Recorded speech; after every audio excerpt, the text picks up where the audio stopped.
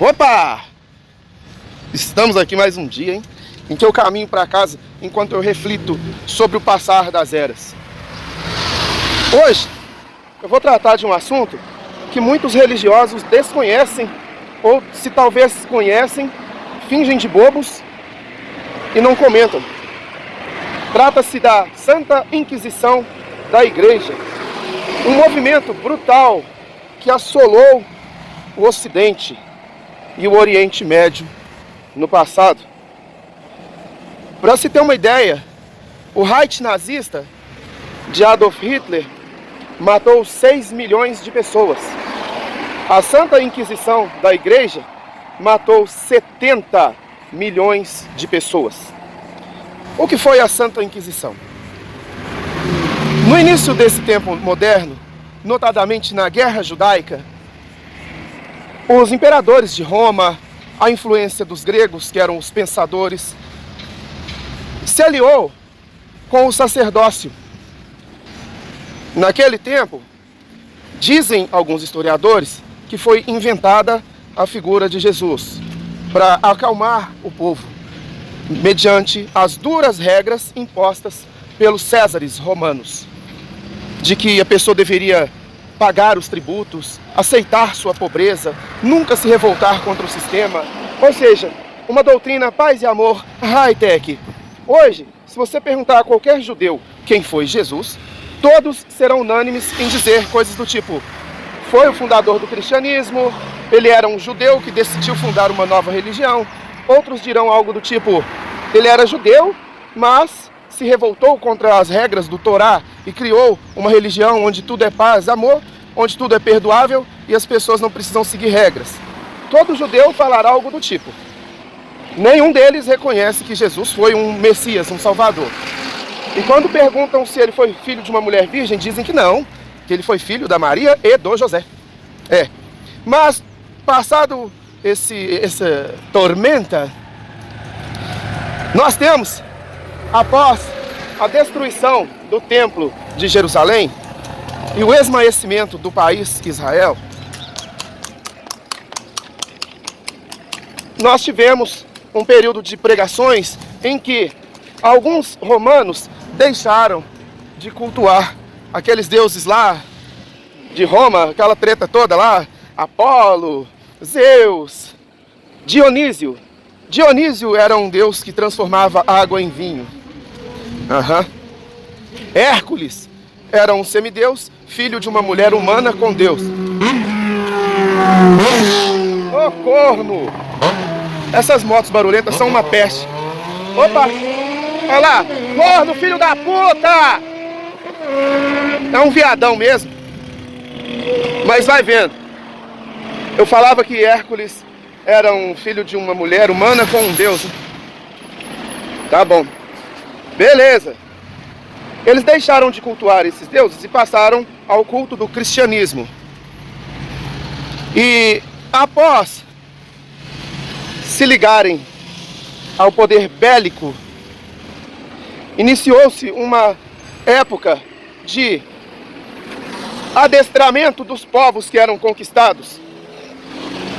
A mesma coisa que tentou se fazer na Cisjordânia, onde era Israel anteriormente, que era catequizar as pessoas para uma religião onde você deve aceitar a sua pobreza e nunca se revoltar. Começaram a fazer isso com os povos que iam sendo conquistados. Há várias fotos na internet de soldados europeus rezando antes de matar os povos que eram conquistados, pelo motivo de não aceitarem a doutrina jesuíta, o cristianismo. Povos esses que tinham a sua cultura, aqui mesmo no Brasil, após o descobrimento, tentaram catequizar os índios. Tentaram catequizar, impor a cultura, impor a escravidão aos índios. Não deu certo, porque não era aquela tradição desses índios, eles não trabalhavam, eles viviam da caça e da pesca.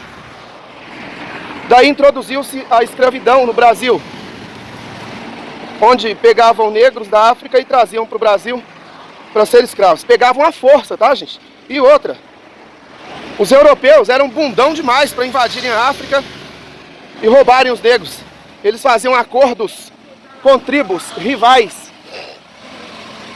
Daí, se alguém de uma tribo desse mole, era capturado por outra tribo e essa tribo vendia aos europeus. Não foram os europeus que chegaram lá na África tocando terror, não. O porte físico dos negros africanos era maior, a força física era maior. Os europeus tinham algumas armas, tinham mais tecnologia, mas uma invasão em larga escala, tendo em vista ainda que o ambiente era selva, praticamente selvas e savana, era mais cômodo fazer com que as próprias tribos rivais se matassem numa guerra, para que das capturas dos negros cativos fossem trazidos para o Brasil como escravos. Daí vai vendo, esse período, principalmente dos concílios, notadamente o concílio de Nicéia, onde criou-se isso que vocês veem hoje como religião, onde tudo foi negociado, quais livros entrariam na Bíblia e as mudanças nas traduções. Para você ter ideia, muitos séculos antes do concílio de Nicéia, quando, a pedido de um faraó, a Septuaginta traduziu para o grego koiné os livros antigos do Torá original, esses judeus na época fizeram... gente, a Septuaginta era composta por judeus, tá? Que foram pagos para traduzir a Bíblia para o grego koiné. Então, os judeus da época fizeram um grande esforço para que os livros não fossem modificados. Contudo, no concílio de Nicéia, um monte de coisa foi modificada para dar mais sustentação à obra. Aí começou uma grande modificação de livros, de textos, para tornar a história mais empolgante. Por isso que todo mundo que é contratado pelo Vaticano para ser tradutor oficial acaba virando ateu. O Vaticano sonha em ter um tradutor oficial que que tenha acesso à biblioteca secreta do Vaticano e continue acreditando na história. Mas isso é impossível. Os livros originais da Bíblia não tem nada a ver com a Bíblia que vocês recebem em casa, tá? Entretanto, quando houve esse concílio de Nicéia e houve essa adulteração absurda de livros originais, passou-se a difundir mais a Bíblia entre soldados, entre a alta nobreza, porque a ralé não tinha uma Bíblia em casa, não. Eles eram doutrinados por sacerdotes. O conhecimento era restrito. E se você fosse um pensador, um físico, um filósofo, um antropólogo, um biólogo, um químico, você era muito mal visto pelo clero, a ponto de haver perseguições brutais a pensadores na história. A Santa Inquisição prendia, torturava, matava com requintes da mais terrível crueldade. O Reich nazista não chega aos pés do que os sacerdotes fizeram na Santa Inquisição. Hoje, qualquer um que disser que a sua religião cristã é o caminho da paz e do amor, no mínimo não estudou história, porque se hoje você acredita nisso, é porque lá atrás, no passado, os seus antepassados tiveram duas escolhas, ou acreditar ou morrer. Foi assim que o cristianismo é difundido em todo o Ocidente. E é por esse motivo que no Oriente o cristianismo não é a religião. Para se ter ideia, muito mais da metade do planeta não é cristã. Deve ser cerca de 30% no máximo do planeta que é cristão ou acredita na religião de origem judaica, ou de origem hebraica. Só para vocês terem uma ideia, China e Índia juntos têm metade da população mundial. Nenhum desses países é cristão. Se considerarmos ainda a grande quantidade de árabes, de muçulmanos, nenhum deles é cristão. Assim sendo, no máximo 30% do planeta é cristão, tá? Ou judeu, que acreditam no Torá, ou cristãos, que acreditam na Bíblia. Porque muitas pessoas, talvez por não conhecerem, por não estudarem, acreditam que o cristianismo é a religião do mundo, que todo mundo segue essa doutrina, mas não, são poucas pessoas, pouquíssimas pessoas. Se você chegar na China para perguntar alguma coisa sobre Bíblia, ninguém sabe, fazem nem ideia do que é isso. Na Índia, pior ainda. Sabe por quê? Esses países não foram colonizados por europeus, mas todos os países que foram são cristãos. E isso é um reflexo da Santa Inquisição, que estraçalhou gente a rodo no passado. São 70 milhões de pessoas, gente. O nazismo, que é tão difundido como um período terrorista absurdo, matou 6 milhões. E todos se calam perante a grande quantidade de pessoas que os padres mataram no passado.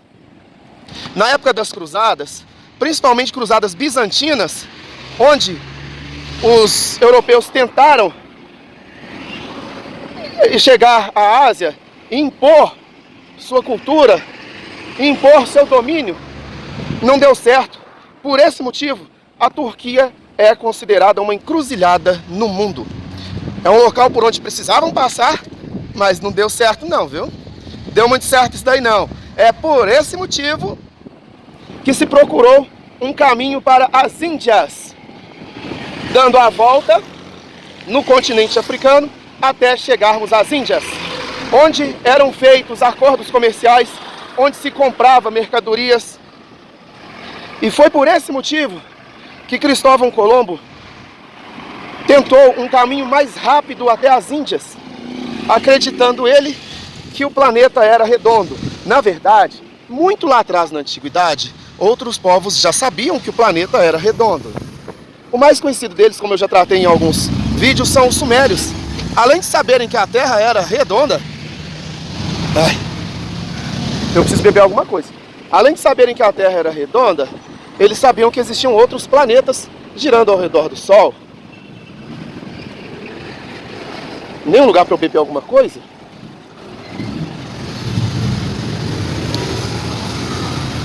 Não vai ter outro, não. Vou ter que ir lá do outro lado. Então, Cristóvão Colombo tentou descobrir um caminho mais rápido para chegar às Índias, porque contornando a África estava muito inviável economicamente. E foi assim que foi descoberta a América. Daí, a Inquisição da Igreja começou a atuar junto com as pessoas que vinham para cá para colonizar. A Igreja sempre esteve junto com esses colonizadores, onde iam. A figura dos sacerdotes era muito bem vista. Na verdade, em toda a história, não importa o tipo de culto, os povos sempre viram com bons olhos, como uma espécie de amuleto, você ter sacerdotes.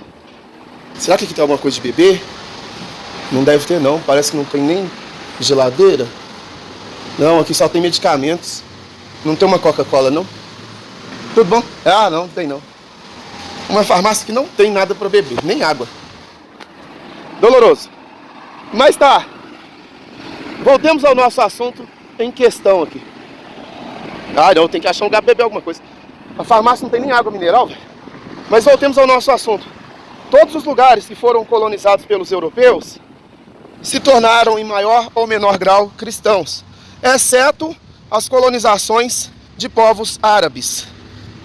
Um exemplo, a Argélia, que foi dominada pela França, não conseguiram impor a religião, porque os muçulmanos são realmente irredutíveis, não aceitaram essa mudança e partiram efetivamente para a porrada. No caso, não ligaram de morrer, porque a tradição deles é de que se você morrer em nome de Alá, você vai para um céu e terá 70 virgens lá. Não dá para tirar essa ideia da cabeça desse pessoal. Por isso que hoje, quando existem esses atentados, os caras eles brigam para ver quem será o homem-bomba da vez. Porque existe essa lenda de que irão para um céu com 70 mulheres virgens. Tá bom. Ô gente, aqui é um restaurante, não é possível. Nossa, não tá nem funcionando. Loucura. Mas tá bom, vamos continuando. Daí, como funcionavam essas torturas na Santa Inquisição?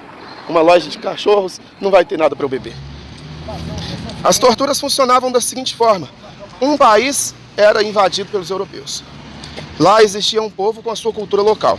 Os jesuítas iam juntos no navio, de carona. E aí tentavam impor a tradição de colonização europeia, que era o cristianismo. Porque o cristianismo te ensinava que você tem que ser submisso ao sistema, sem nunca reclamar de nada. Isso para eles era uma mão na roda, né? Era realmente uma forma de manter aquele povo cativo dominado, sem nunca reclamar da dominação. E as pessoas que se recusavam eram torturadas. E as formas de tortura dos padres não era só amarrar em cruz, não. Isso aí não é nada perto do que eles faziam. Tinha uma máscara com uma espécie de rolha, um parafusão, e eles iam apertando isso até perfurar o olho da pessoa, e furava o olho, chegava a cerca de 5 centímetros para dentro. E vocês acham que era de uma vez? Não, era bem lentamente, muito lentamente. E ali não adiantava você pedir perdão, você implorar pela sua vida, não. Esses padres eram verdadeiros estraçalhadores de gente. É muita gente ruim que havia na igreja. Assassinos muito monstruosos mesmo. Esses eram os jesuítas. A origem da sua religião paz e amor que você cultua hoje. Outras formas de tortura, eles colocavam ratos nas vaginas das mulheres.